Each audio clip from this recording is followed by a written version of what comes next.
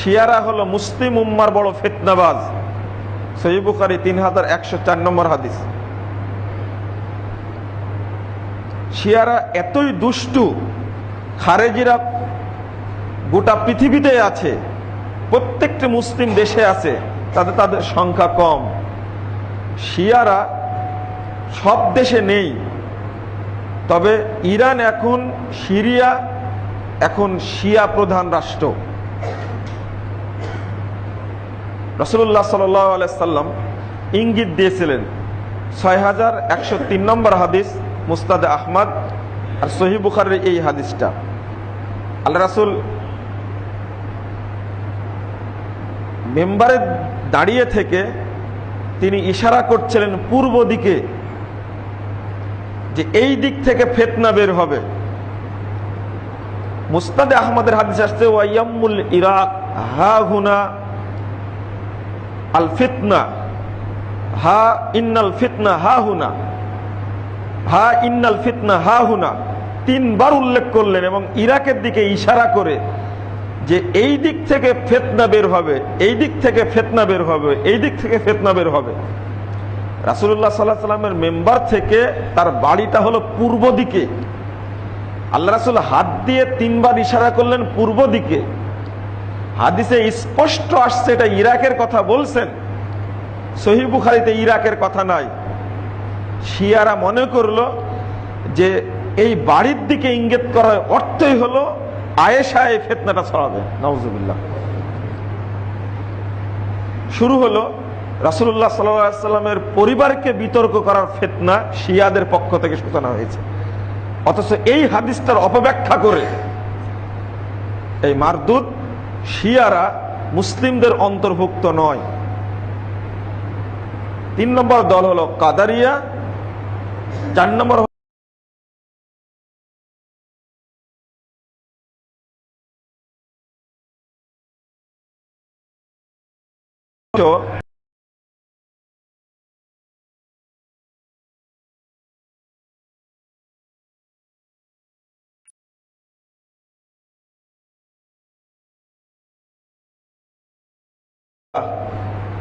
দুইটা দল জান্নাতে প্রবেশ করবে না, আমার কাছে গিয়ে কাউসারের পানিও পান করতে পারবে না। আল কাদারিয়া ওয়াল মুরজিয়া, একটা হলো কাদারিয়া আর একটা হলো মুরজিয়া। বাংলাদেশে মুরজি আকীদায় ভর্তি, যেমনি নাসাব তেমনি নাসি পুতুলের কি দোষ বলে না, সর্প হয়ে দংশন করো, উজা হয়ে ঝাড়ো, আর আরেকটা কি যেন বাক্যটা ভুলে গেলাম। এই যে কবিতা যারা গায় তারা হলো মুরজিয়া, আর কাদারিয়া যারা তাকদীরকে অস্বীকার করে, তাকদীর বলতে কিছু নয়, ধৈর্যই ধর্ম যে কথাটা বলে, গালির পিছনে লেখা থাকে না, ধৈর্যই ধর্ম, ওরা তাকদীরকে বিশ্বাস করে না। আরেক শ্রেণীর মানুষ আছে, খাও দাও ফুর্তি করো, আগামীকাল বাঁচবে কিনা বলতে পারো, নগদ যা পাও হাত পেতে নয়, বাকির খাতায় শূন্য থাক। এই সমস্ত লোকগুলি মূলত মুরজিয়া এবং কাদারি আকীদা পোষণ করে। যাদের মধ্যে ভাবটা রয়েছে তাদেরকে নিশ্চিত মনে করতে হবে রাসূলের সুপারিশ পাবে না, তারা কাউসারে পানি পান করতে পারবে না, ওয়ালা ইয়াদখুলানিল জান্নাহ, তারা জান্নাতে প্রবেশ করতে পারবে না। একেবারে পরিষ্কার ভাষা।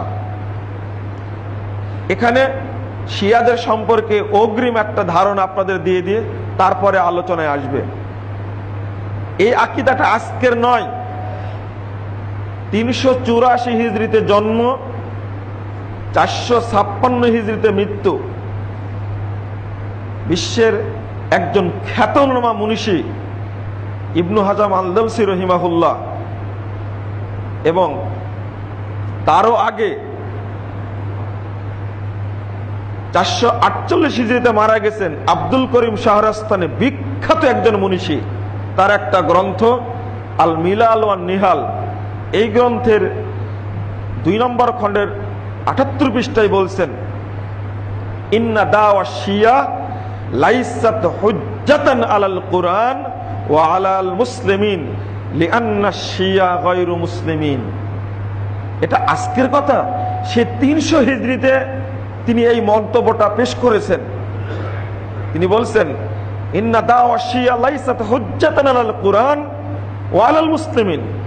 শিয়ারা যে দাবি করে, এই দাবির পক্ষে কোরআনেও তাদের কোনো দলিল নেই, মুসলিমদের মাঝেও কোনো দলিল নেই। লিআন্না শিয়া গায়রু মুসলিমিন, কারণ শিয়ারা মুসলিম নয়। আজকে যদি শিয়াদের সম্পর্কে বুঝতে আমাদের অসুবিধা হয়, তাহলে সুন্নি মুসলিম হিসাবে আমরা ব্যর্থ। এই শিয়া সুন্নির বিদ্বেষটা বহু আগেই চালু হয়েছে, আর সেটা চালু হয়েছে মুহররমের 10 তারিখে শাহাদাতে হুসাইন পালন করার লক্ষ্যেই। আগে শিয়ারা কোনো আত্মপ্রকাশ করতে পারেনি। শিয়ারা প্রায় 69টি দলে বিভক্ত ছিল সেই যুগেই, 69টি দলে। তার মধ্যে একটি দলের নাম হলো রাফেজি। রাফেজিদের সম্পর্কে ইবনু তাইমা রাহিমাহুল্লাহ বলেছেন, 661 হিজরিতে জন্ম, 728 হিজরি তার মৃত্যু। কতদিন পূর্বে বলে গেছেন। মিনহাজুস সুন্নাহ, জেলখানায় বসে লেখা ইবনু তাইমার গ্রন্থ। এই গ্রন্থের প্রথম খণ্ডের 25 পৃষ্ঠায়